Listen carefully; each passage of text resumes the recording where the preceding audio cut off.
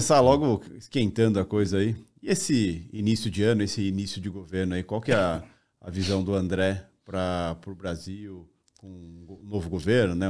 Até uma eleição um pouco polêmica, né? Vamos dizer assim, né? Com candidatos polêmicos, um ex-presidente que acabou não conseguindo se reeleger, que é novo para o Brasil, né? Assim, muito parecido com a questão do Trump também, que tentou e não se reelegeu também, apesar de os dois são muito parecidos, né? São alinhados em algumas ideias e tudo.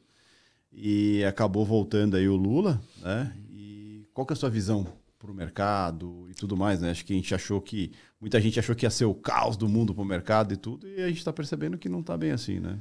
Bem, vamos lá, né?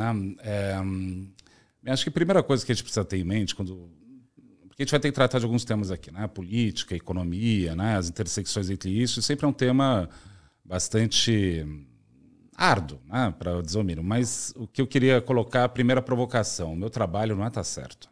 O meu trabalho é tentar descobrir antes da média a opinião média das pessoas. Então a minha opinião pessoal, propriamente, não vou dizer que é irrelevante, mas assim, tem que ser sempre pensada na chave de tentar antecipar o movimento do que os outros estão pensando. Mas existem duas opiniões, a do economista e a do... Sempre. Eu nunca falo o que eu acho propriamente, no sentido de que falar o que eu acho, dependendo da audiência ou do que está sendo proposto ali na fala, é inútil. No caso de cenário macroeconômico, eu vou falar algumas coisas que propriamente é a minha leitura. Perfeito. Mas eu acho que tem, até fica aqui o convite, né? Entrem nas minhas redes sociais, né? @perfeito com PH. Alguém tinha pego já o perfeito com F, então o meu perfeito é PH ali. E aí tem o meu Telegram lá, você entra no Instagram, e tem o meu cenário de 2023. Eu lancei um cenário propriamente, apesar de eu não estar em nenhuma instituição hoje em dia eu estou com minha consultoria falando, eu fiz questão de escrever um cenário até para organizar meu pensamento do que eu acho que vai acontecer em 2023. Então vamos lá, para responder e não enrolar mais depois de tantos preâmbulos aqui. Eu acho que vai ser um ano que não vai ser bom, vai ser muito bom, do ponto de vista econômico e do mercado de capitais. Eu vou tentar explicar isso rapidamente. Eu já ia mandar um porquê aqui, né? Não, então, explicar exatamente a leitura disso que é importante. É o seguinte, eu acho que 2023 vai ser bom por dois grandes vieses, dois grandes aspectos, né? De um lado, tem uma certa herança benigna que o Lula está herdando do Bolsonaro, né? Obviamente, o ministro Fernando Haddad vai falar de tudo ruim que tem. E, de fato, parece que tem umas coisas bem estranhas que aconteceram ao final, ao apagar as luzes do governo Bolsonaro. Mas existe uma série de discussões sobre uma série de fatos, na minha opinião, não é uma discussão, de coisas que estão encaminhando e que o Lula vai pegar em 2023, o Lula e o Brasil, né? 23 e 24 pelo menos. Então tem uma certa herança benigna, que é um conjunto de evidências que eu acho que sugerem que a gente vai crescer bastante. E de outro lado, tem uma análise minha, que é essa mais política talvez, que eu acho que o governo, particularmente o Fernando Haddad, ele não vai ser heterodoxo, ele vai ser heterogêneo. O que eu quero dizer com isso é o seguinte, ele não vai ser nem ortodoxo nem heterodoxo, ele vai ser um pouco dos dois o tempo todo, né? Na conjunção desses dois, né, desses dois aspectos, né, a gente começa agora a derivar alguns pontos que eu acho interessante.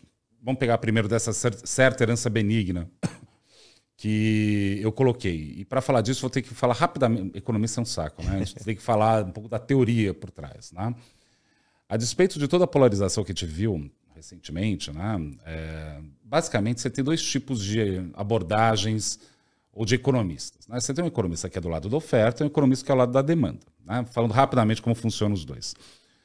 Um economista do lado da demanda, que seria o mais heterodoxo, mais petista, né? Mais para esse lado, o que ele tenta fazer? Ele tenta subir a demanda. Na hora que sobe a demanda, obviamente sobe o consumo. Na hora que sobe o consumo, sobe a produção. Na hora que sobe a produção, cai a ociosidade da indústria. Na hora que cai a ociosidade da indústria, o empresário é levado a investir.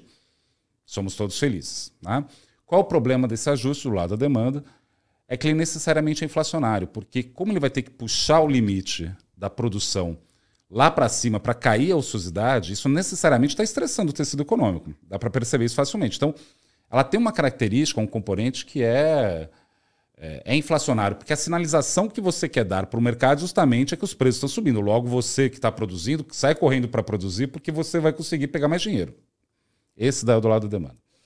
E você tem um economista do lado da oferta, que é entendido como ortodoxo, liberal, Paulo Guedes, né, em linhas gerais, que ele tenta fazer o ajuste da seguinte forma, né? Ele no Estado, ele diminui o consumo do Estado, sai cortando o gasto. Por que ele faz isso? Porque ele é um sádico? Não, não é por isso. É porque quando ele corta o consumo do Estado, ele faz duas coisas simultaneamente. De um lado, ele libera mercados para a iniciativa privada, por exemplo, Correios. Ah, não quero mais essa porcaria, faz vocês aí. Eletrobras, qualquer coisa. Né? Façam vocês. Mas, simultaneamente, a curto prazo, quando ele diminui o consumo do Estado, né, você diminui a demanda. Na hora que diminui a demanda, diminui a inflação. Na hora que diminui a inflação, caem os custos de produção. Na hora que cai o custo de produção, aumenta a margem de lucro. Na hora que aumenta a margem de lucro, o sujeito investe.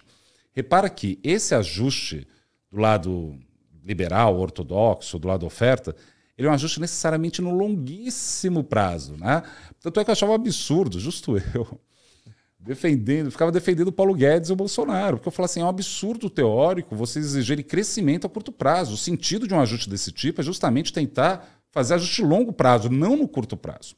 Que é um padrão do liberalismo. É isso que é o liberal. O liberal é isso. Por quê? Porque ele acredita que você tem que realocar os recursos de tal sorte que tenha maior eficiência. Como faz isso? Através da iniciativa privada. Como você faz? Aí começa o jogo todo. E muito do que foi feito nos anos do Bolsonaro, durante o período do Paulo Guedes, para não falar, porque o Bolsonaro dizia que não entendia nada de economia, então eu vou falar que é do Paulo Guedes mesmo, né?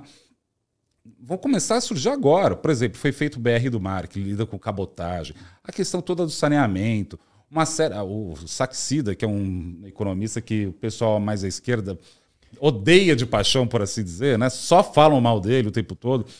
A quantidade de coisas que eles fizeram microeconômicas, que, de novo, muita gente vai falar que o Lula, que adjetivo posso usar, tem sorte, né? Que nem ele teve outros períodos, eu estava falando antes, né, lá, antes de começar aqui, né? E ele teve, de novo, muita coisa vai começar a funcionar no governo dele. Quer ver um outro exemplo dessa certa herança benigna, que eu falo no texto, então fica aí de novo o convite para vocês entrarem. Depois a gente deixa na... Vamos deixar aqui na inscrição para o pessoal dar uma olhada. Foi feita a reforma, enfim, a reforma trabalhista. No primeiro momento, isso não gera emprego. Quem fala que gera emprego ou reforma trabalhista, no curto prazo não gera. O que acontece é que, dependendo das combinações de capital-trabalho, começa a gerar um impulso. No primeiro momento, o salário cai, e você tem um processo de queda. É que também, durante esse período, a gente teve uma pandemia no meio do caminho, né? Não dá para também limpar, deixar assim tudo... bem fora do atípico, do típico de qualquer coisa que a gente possa dizer. Né? Teve esse negócio que é bem evidente também, que atrapalha você fazer uma análise mais limpa, por assim dizer, das ações e consequências do que o Paulo Guedes fez. Mas olha só que interessante, a reforma trabalhista liberou o mercado. Nisso que liberou o mercado, no primeiro momento não tinha demanda, logo não tinha por que contratar mais ninguém, enfim, aquela desgraceira toda que a gente viu, porque faz parte do sentido do ajuste em alguma medida, né? Várias aspas aí, porque teve a pandemia no meio do caminho. Só que o que a gente viu nos últimos dados do mercado de trabalho, a gente está vendo dados. O CAGED é um pouco mais complicado de ver, porque teve algumas alterações metodológicas, mas mesmo que você não queira ver o CAGED, vê a taxa de desemprego da PNAD. Está caindo. É verdade, tem muito trabalhador que não é CLT, que é...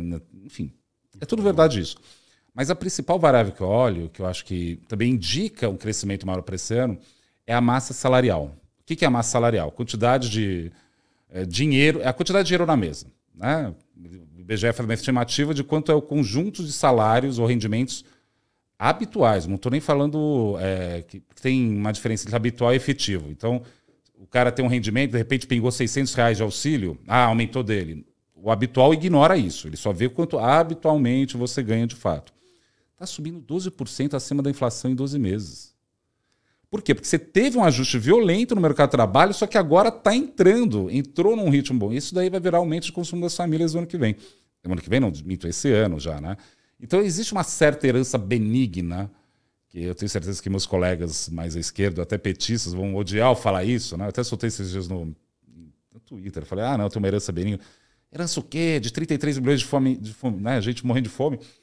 Eu nem gasto meu tempo com isso, porque assim, é não entender minimamente do que eu estou falando, né? O que eu estou falando é tentar ajudar a pensar alguns impulsos. E, de fato, você teve esse daí. Então, isso é uma parte da coisa que eu acho importante para pensar o PIB de 2023. Né?